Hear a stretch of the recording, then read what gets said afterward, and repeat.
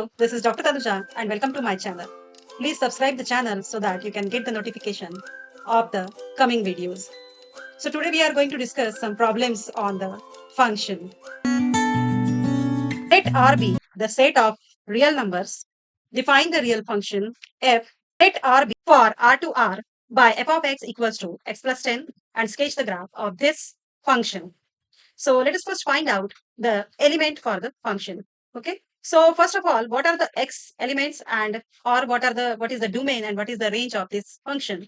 Okay. So domain, we know that domain is what? Basically, domain is the x elements. So let us take some values of x.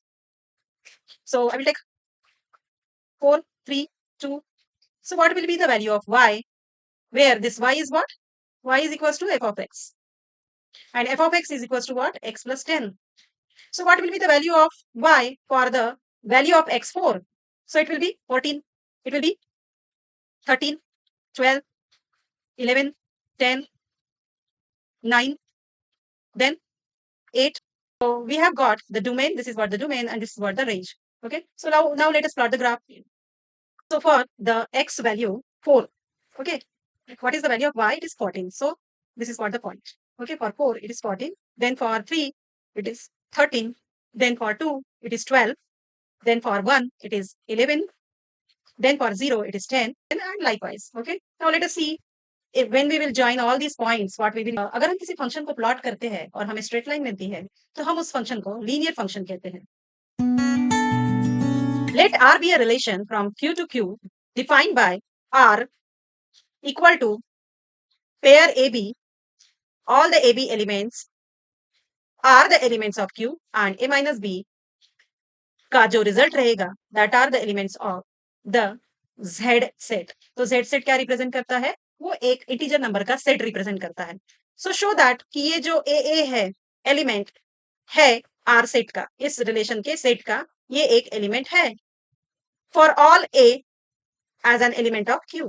तो पहले इसको देखते हैं कि क्या ये सेटिस्फाई करता है. सबसे पहले तो हमें दिया है क्यू टू क्यू में रिलेशन है.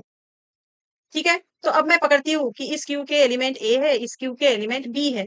तो रिलेशन सेट लिखा हुआ है इस क्यू टू क्यू सेट के बीच में. वो क्या है कि ए बी ये पेयर फॉर्म होंगे इस आर सेट में अगर ये ए और बी दोनों क्यू के एलिमेंट है. ये फर्स्ट कंडीशन है.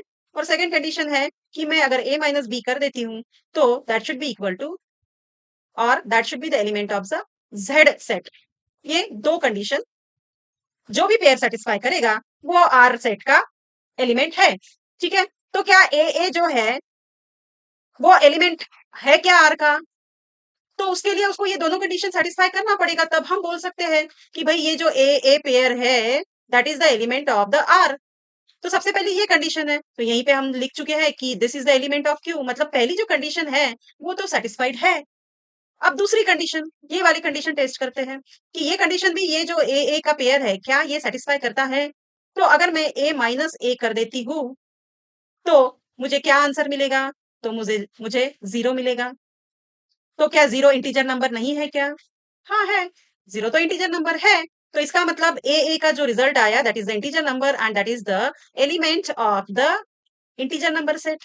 और इसीलिए हम बोल सकते हैं कि ये जो ए पेयर है that is the element of this R. Let R be second one में क्या बोला है कि ए बी पेयर जो है वो एलिमेंट है आर का. इसका मतलब ये होता है कि अगर बी ए पेयर है तो वो भी एलिमेंट है आर का. मतलब ये एलिमेंट है आर का, तो उसी का मतलब ये होता है कि बी ए भी एलिमेंट है आर का. अब हमने देखा है कि कोई भी पेयर अगर इस सेट का एलिमेंट है तो हमें ये दो कंडीशन प्रूव करना है. तो क्या ये जो पेयर है इस दो कंडीशन को सेटिस्फाई करता है क्या? सबसे पहले तो बी और ए दोनों भी क्यू के एलिमेंट है. ये तो कंडीशन यहाँ पे सेटिस्फाइड हो गई. ठीक है, उसके बाद ये सेकंड कंडीशन क्या ये सेटिस्फाई करता है क्या?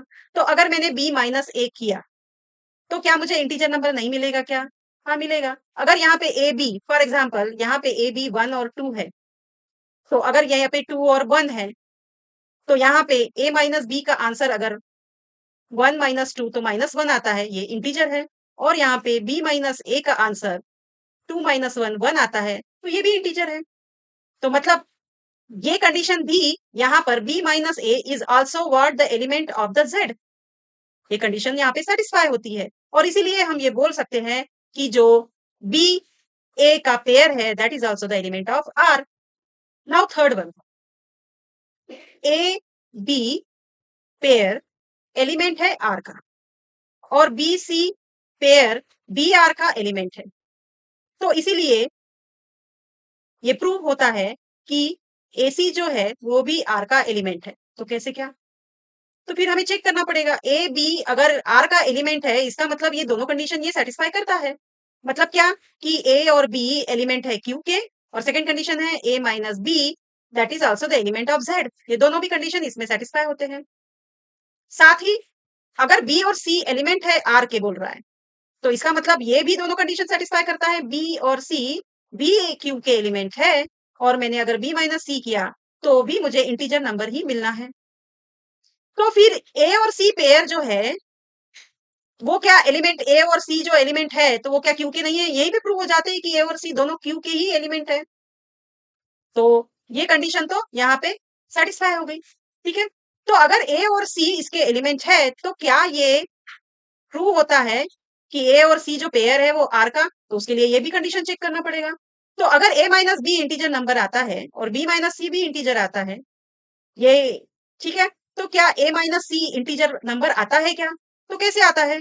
तो अगर मैंने यहाँ पर a minus b plus b minus c कर दिया, ठीक है, तो क्या मुझे इंटीजर नंबर मिलेगा? हाँ मिलेगा। कैसे? इन दोनों को अगर मैंने ऐड कर दिया, यहाँ पे ये इंटीजर है ये भी इंटीजर है, तो अगर मैंने दोनों को ऐड कर दिया तो मुझे तो इंटीजर ही मिलना है। बट इन दोनों का एडिशन किसके इक्वल रहेगा? ए माइनस सी के इक्वल रहेगा, वो यहां से हम देख सकते हैं। और इसीलिए हम ये कह सकते हैं कि ए माइनस सी का रिजल्ट भी जो है वो एलिमेंट रहेगा जेड सेट का।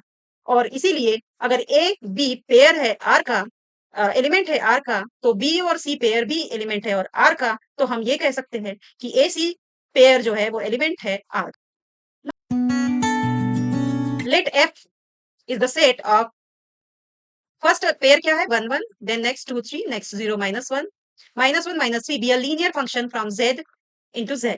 z टू z सेट में देयर इज अ रिलेशन, मतलब इंटीजर नंबर्स के सेट है, दो सेट के बीच में यहाँ पे रिलेशन है। तो बोल रहा है कि find f of x, function find out करो। सो लीनियर फंक्शन यहाँ पे मेंशन किया गया है। तो लीनियर फंक्शन मतलब क्या कि F of X will be equals to क्या होगा अगर लीनियर फंक्शन बोले तो एफ ऑफ लीनियर फंक्शन अगर बोलते हैं तो that will come as a mx plus C F of X. तो ये लीनियर फंक्शन की this is what the linear function. तो let us find out. So अगर मुझे फर्स्ट पेयर दिया है, मतलब यहाँ पे let us write down x और y के element, y is basically what F of X, जो कि हमारा है mx प्लस सी। तो यहाँ पे x जो है वो है 1, फिर है 2, फिर है 0 और फिर है -1। y की वैल्यूज क्या है? 1 है, 3 है, -1 है एंड -3 है। तो हमें तो ये फंक्शन फाइंड आउट करना है। ठीक है, so let us first put the values of x and y। तो मैं पहले x की वैल्यू पुट करती हूँ इसमें। ठीक है, so y equals to f of x equal to m into 1 plus c. मुझे m और c की वैल्यूज तो पता नहीं है, तो मुझे तो कांस्टेंट की वैल्यूज निकालना पड़ेगा, इज इट, फंक्शन पता करने के लिए। तो this is equals to m plus सी। तो m प्लस सी और यहाँ पे y की वैल्यू क्या है? 1 है। So m plus C is equals to 1। Now next F of X is equals to, मैं नेक्स्ट एक्स और वाई की वैल्यू सिलेक्ट कर रही हूँ 0 और -1। क्यों? क्योंकि मुझे एक कांस्टेंट जो है उसको 0 करना है so that I can get the value of another constant. तो इसीलिए मैंने 0 और -1 को सिलेक्ट किया। तो एक्स की वैल्यू जो है वो है 0 प्लस सी और y क्या है यहाँ पे? -1। ठीक है, so therefore c is equals to कितना आया? -1 आया। ठीक है, अगर c इक्वल्स टू -1 है तो m इक्वल्स टू क्या आ जाएगा? -1, ये राइट साइड में आ जाएगा तो ये क्या हो जाएगा? 2 हो जाएगा। ठीक है, so m equals to 2। So therefore f of x is equals to what? m की वैल्यू है 2, x और c की वैल्यू है -1। So this is our function. Find the domain of the function f of x equals to x square plus 3x plus 5 divided by x square minus 5x plus 4. So what type of function is this? First question is, this is the rational function. और rational function में हमेशा एक condition होती है कि इसका जो denominator है, सो इसका जो डिनोमिनेटर है वो 0 नहीं होना चाहिए। तो यहाँ पे डिनोमिनेटर क्या है? x square minus 5x plus 4, ये डिनोमिनेटर है, this should not be equal to 0। तो अगर कौन सी x की वैल्यूज है जो हमने इसमें डाल दी तो यहाँ डिनोमिनेटर 0 हो जाता है। तो वो तो हमें निकालना पड़ेगा। तो कैसे निकालेंगे? यहाँ पे एक्स स्क्वायर माइनस 5x को हम डिस्ट्रीब्यूट कर देंगे। कैसे डिस्ट्रीब्यूट करेंगे? यहाँ पे 4 है, यहाँ पे 5x है, तो अगर 4 इंटू 1 किया मैंने तो यहाँ पे 4 आएगा, और 4 प्लस 1 किया तो यहाँ 5 आएगा।